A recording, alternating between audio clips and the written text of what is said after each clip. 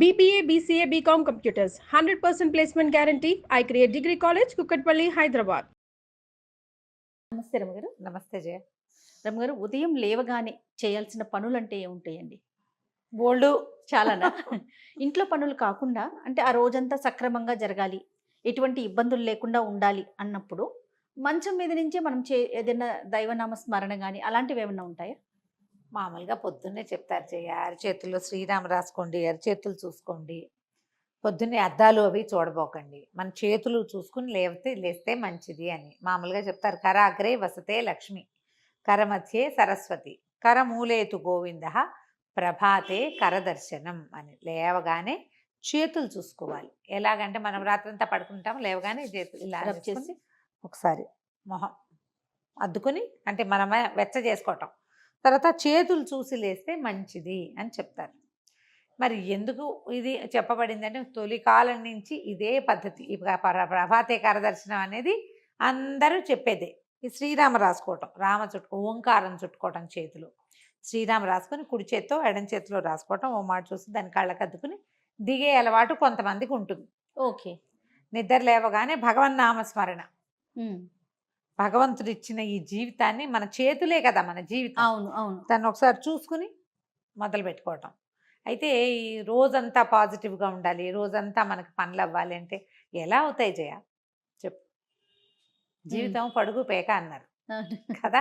ఒక నిలువుదారం ఉంటే ఒక అడ్డదారం ఉంటుంది ఖచ్చితంగా. ఒక వస్త్రం తయారవ్వాలంటే కొన్ని నిలువుదారాలు కొన్ని అడ్డదారాలు ఇట్లా కలయికే క్లాత్. మన జీవితంలో కూడా కొన్ని ప్లస్లు కొన్ని మైనస్లు కలవటమే మన జీవితం. ఒకరోజు లేటుగా లేస్తాం, ఓ రోజు బద్ధకంగా లేస్తాం, ఓ రోజు విసగడతో లేస్తాం, తెల్లవారే ఏదో పగిలిపోయిన సౌండ్తో మెలకు వస్తుంది. చేయాల్సిన పనుల లిస్ట్ ఉంటుంది, మనతో పాటు ఆ పనులలో పాలు పంచుకోవాలనే వాళ్ళు రాకపోవచ్చు, వాళ్ళకేం ప్రాబ్లమ్స్ వస్తాయో. ప్రతిరోజు ఒకేలా ఉంటే ఏం బాగుంటుంది? అవును, బోరుగా ఉంటుంది, మొనాటనస్గా ఉంటుంది. ప్లస్ మైనస్ ఉండవలసిందే. కాకపోతే ఇవి భయంకర మైనస్సులు కాకుండా ఏదో ఒక మాదిరి మైనస్తో సాయంకాలం వేసరికి మళ్ళీ దాన్ని ఏదో సరి చేసుకుని, లేదా పాజిటివ్ మైండ్ సెట్ తోటైనా వెళ్ళాలి. ప్రార్థన చాలా ముఖ్యమైనది దానికి. ఎలాంటి ప్రార్థన? ఏ తరహాదైనా సరే, మన ఇష్టదైవం ఒక్కొక్క స్వరూపం ఒక్కొక్కళ్ళని ఆకర్షిస్తుంది. భగవంతుడిని ప్రార్థించుకోవటం. పొద్దున్న ఏదో మామూలుగా అందరూ బ్రష్ చేసుకుంటాం, కాఫీలో టీలో పాలు పదసం ఏవో తాగుతాం, తర్వాత పనులలోకి దిగుతాం.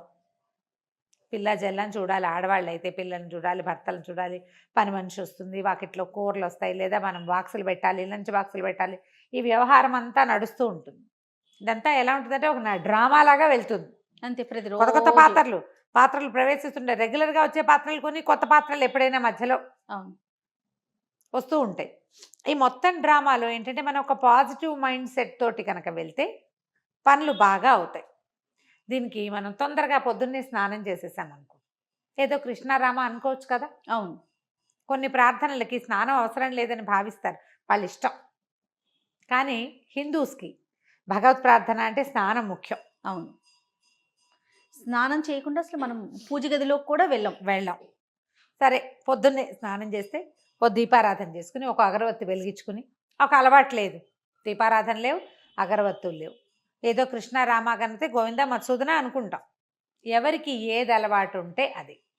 ప్రధానంగా రాముడిని తలుచుకోండి, రోజంతా బాగుంటుంది, పాజిటివ్ ఎనర్జీ ఉంటుంది అంటారు. రాముడే కాదు, కృష్ణుడిని తలుచుకునే వాళ్ళు ఉంటారు.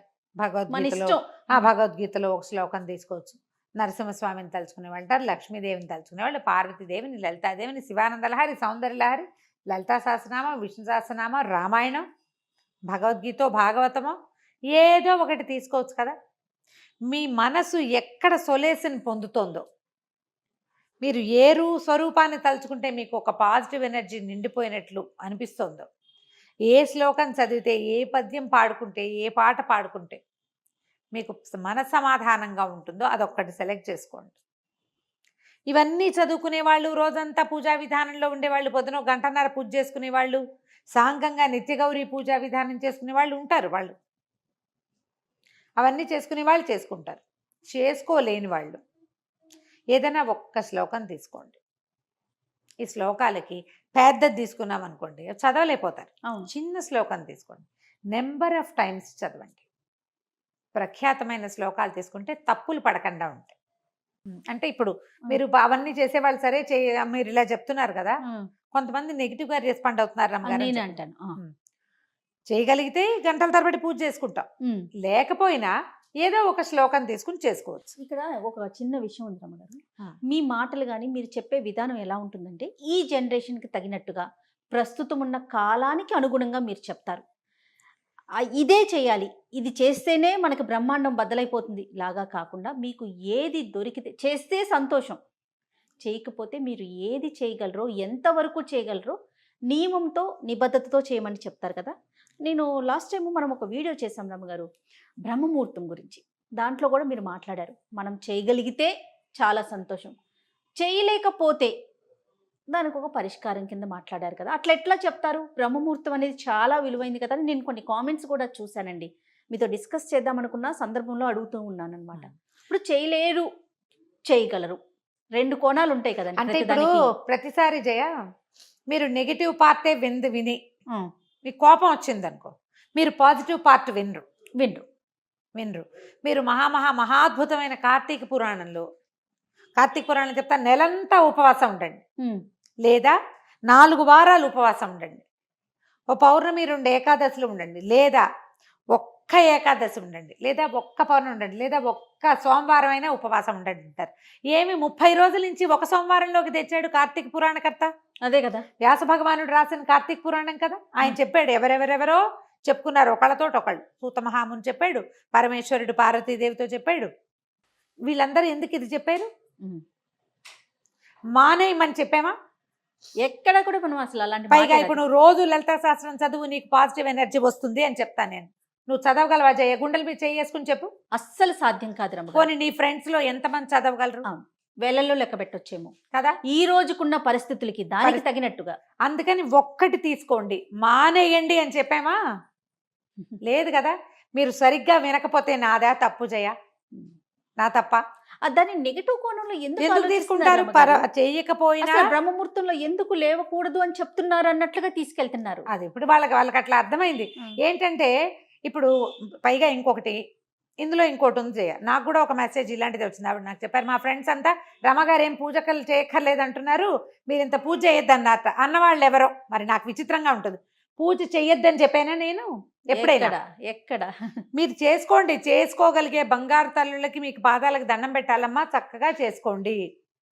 చెయ్యలేని వాళ్ళు ఇలా ఇంతైనా చేయండి. తర్వాత ఇతరుల పూజా విధానాన్ని విమర్శించకూడదు. మీరు ఇంతంత పూజలు ఎందుకు చేస్తున్నారు అంటం తప్పు. నువ్వు పూజ ఎందుకు చేయటం లేదు అని చెప్పచ్చు. పూజ చేయలేకపోతే ఇంతైనా చెయ్యని చెప్పాలి. కనీసం పూజ చేయకపోతే నీకు రౌరవాద నరకాలు వస్తాయి, నువ్వు అందుకే బాగుపట్టలేదు, అది కూడా తప్పే. ఇవన్నీ నా సొంత మాటలు ఖచ్చితంగా కావు జయ, ఇవన్నీ పురాణాల్లో చెప్పబడ్డవే. పూజ చెయ్యని వాడిని మనం విమర్శించకూడదు, చేసే వాళ్ళని విమర్శించకూడదు. పూజ చేయని వాళ్ళ దగ్గర కూడా వాళ్ళకు ఒక పాజిటివ్ థింగ్ ఉంటుంది, ఏదో వాళ్ళకు ఒక నమ్మిక ఉంటుంది. నిత్యము నియమానుసారం చేసే వాళ్ళ పందా వేరు. కనీసం స్నానమైనా నియమంగా చేయండి అని చెప్తాను. కానీ కాదు రమ్మగారు, ఎంతమంది భక్తుల కథలు చెప్పుకున్నాం, అసలు పూజే చేయకుండా ఆ ఒక్కరోజు ఉండటం వల్ల కూడా మోక్షం లభించిన వాళ్ళ స్టోరీ, ఆ కథలు కూడా ఉన్నాయి, ఎన్నో చెప్పుకున్నాం. ఆ కథలు కూడా ఉన్నాయి. నెగిటివ్ థింగ్స్ వైపుకి వెళ్ళొద్దమ్మా. మీరు ఒక పాయింట్ విని దాని మీద జడ్జిమెంట్ చేసుకోకూడదు, దాన్ని స్ప్రెడ్ చేయకండి. ఒకటి తెలిసిన తర్వాత మీకు ఒకటి తెలిస్తే, మీరు ఒకటి వింటే అదే వీళ్ళు అని అనుకోకూడదు. ఒక్క దాంతో ఏ జడ్జిమెంటు కుదరదు. మనం చదువుకునేది ఏదైనా ఒకటి నియమం ప్రకారం చేస్తే, పెద్ద లలితా సహస్రనామం చదివితే ఎలాంటి అత్యద్భుతమైన ఫలితాలు లభిస్తాయని పెద్దలు, మహర్షులు, ఋషులు చెప్పారో మనకి ఒక్క శ్లోకంతో కూడా లభిస్తుంది. ఎందుకు రమ్మగారు, మనం విష్ణు సహస్రనామాలు మొత్తం చదివితే చాలా సంతోషం. చదవలేకపోతే శ్రీరామ రామ రామేతి చదువుకోమంటారు, అంతే కదా. అదైనా చదువు నువ్వు కనీసం నియమంతో. ఈ ఉదయకాలం చేసుకునే వాటికి కూడా నియమం ముఖ్యం. స్నానం చేసి ఒక అగరవత్తి వెలిగించి ఆపదామ భర్తారం చదువుకోండి కనీసం. మీరు రామరక్ష స్తోత్రం మొత్తం చదువుతాము, రామాయణం చదువుతా ఉంటే మీ ఇష్టం, మీ ఓపిక. మీకు సమయం అనుకూలిస్తే మీకు సమయం లేకపోతే, మీకు అవకాశం లేకపోతే మీరు చేసుకోండి. కానీ ఎవరైనా ఇదంతా చదువుకునే వాళ్ళని మాత్రం విమర్శ పనికిరాదు. పూజలు చేయొద్దని మాత్రం నేను చెప్పలేదు. మీరు ఆ పొరపాటు రాంగ్ కన్సెప్షన్స్లో ఉండకండి. ఎస్. నేను చెయ్యొద్దని ఒక్కసారి కూడా చెప్పాల. అంత చేయకండి కాదు, చెయ్యలేదని బాధపడకండి. ఏదో కొంచెమైనా చేయండి, ఏదో ఒకటైనా చేసుకోండి. చిన్న శ్లోకం తీసుకున్నా, శ్రీ లలితా సహస్రనామాల నుంచి ఒక శ్లోకం తీసుకోండి. శ్రీమాతా శ్రీ మహారాజ్ని శ్రీమత్ సింహాసనేశ్వరి చిదగ్నికుండ సంభూత దేవకార్య సముద్యత, ఒక్క శ్లోకం అంతే. అబ్బో నా వల్ల కాదండి. అరుణాం కరుణాతరంగితాక్షీం ధృతపాశాంకుశ పుష్పబాణ చాపాం అణిమాదిభిరావృతాం మయూఖై అహమిత్యేవ విభావయేద్ భవానీం. అమ్మవారిని ఇలా భావిస్తాను. అరుణాం కరుణాతరంగితాక్షం అంటే ఎర్రటిది ఆవిడ, కళ్ళ నుంచి కరుణ పొంగుతూ ఉంటుంది. ఆమెను తలుచుకుంటా. ప్రార్థనా శ్లోకమైనా తీసుకోండి, కానీ నియమం తప్పకుండా మీరు ఒక్క శ్లోకాన్ని చేసినా కూడా మీకు అత్యద్భుతమైన పాజిటివ్ ఎనర్జీ వస్తుంది. శ్లోకాలు చదువుకోండి, డజన్ల కొద్ది వీడియోలు చేసాం. అవును.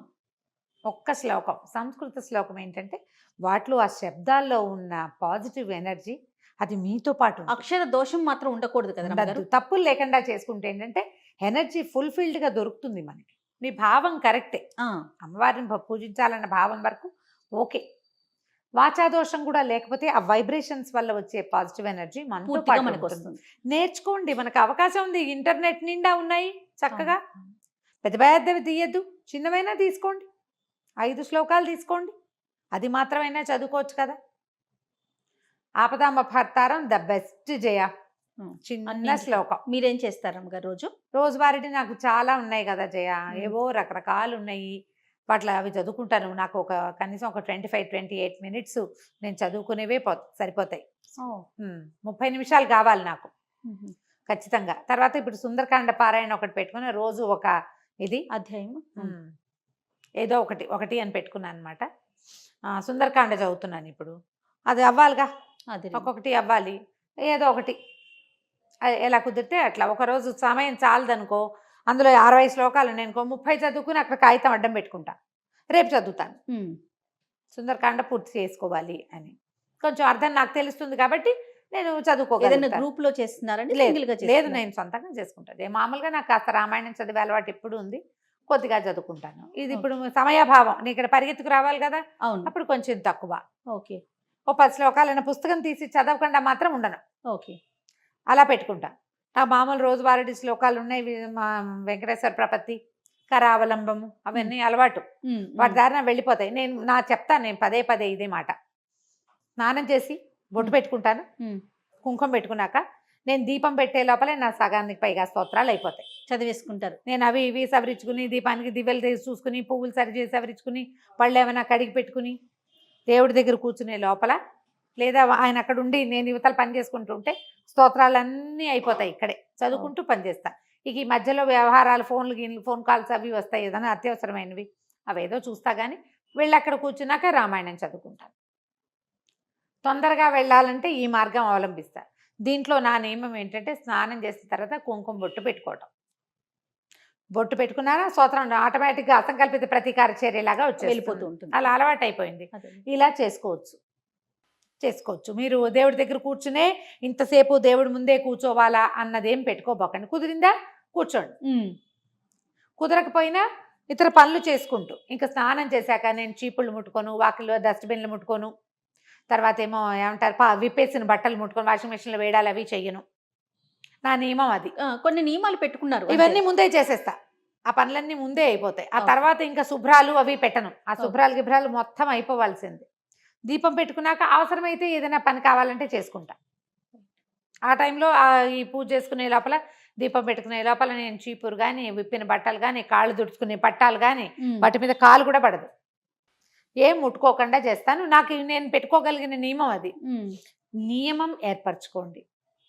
ఎప్పుడు కూడా పాజిటివ్ ఎనర్జీకి కావాల్సింది నియమం. అది శారీరకమైన ఫిజికల్ థింగ్స్ కావచ్చు, మనసుకైనా కావచ్చు. నియమం పెట్టుకోండి. ప్రధానమైందమ్మా పూజలు చేసే వాళ్ళని, పూజ చేసుకునే వాళ్ళని, ఇంత పూజ ఎందుకు చేస్తున్నావు అని ప్రశ్న వేస్తే 1,00,000 ప్రశ్నలు వేసిన పాపం వస్తుంది. 1,00,000 ఒక్కళ్ళని అడిగితే 1,00,000 మందిని అడిగిన పాపం వస్తుంది. పూజ ఎందుకు అని ప్రశ్నించద్దు, తప్పు. పూజ చేసుకోండి. ఇంకొకళ్ళని నన్ను కోట్ చేసి ఆవిడ వద్దన్నారని నేను వద్దని చెప్పలేదమ్మా, నేను వద్దని చెప్పను. నాకే అరగంట పడుతుందని నేను చెప్తున్నాను. అవును అవును నాకు అరగంట పట్టేటప్పుడు నేను ఒకళ్ళకి వద్దని ఎందుకు చెప్తాను? నేను అరగంట కూర్చుంటే ఆయన గంట కూర్చుంటారు. అదే కదా. ఆయనది గంట ఉంటుంది, మరి నేను ఎందుకంటాను అట్లా? అదే ఒక పాయింట్ దగ్గర ఆగిపోకుండా కొంచెం ఆగిపోకుండా. మొత్తం వినగలిగితే బాగుంటుంది. మొత్తం విని మీరు ఒక కన్క్లూషన్కి వచ్చేయకండి. అసలు నేనేం చెప్పానో వినండి మొదట. విషయం ఏంటి, దేని గురించి చర్చించుకున్నామో తెలిస్తే అది బాగుంటుంది. ఆపదామపహర్తారం తీసుకోండి. పెద్ద మంత్రాలు శ్లోకాలు రాని వాళ్ళు స్నానం చేసి దేవతార్చన ఒక దీపారాధన పెట్టుకునో లేదా ఒక అగరబత్తి వెలిగించుకుని 2 పువ్వులు దేవుడి దగ్గర పెట్టి ఆపదామపహర్తారం శ్లోకాన్ని మీరు 11 సార్లు కూడా చదువుకోవచ్చు. ఓకే. మీకు ఇంకా ఏదైనా కుదిరితే అది.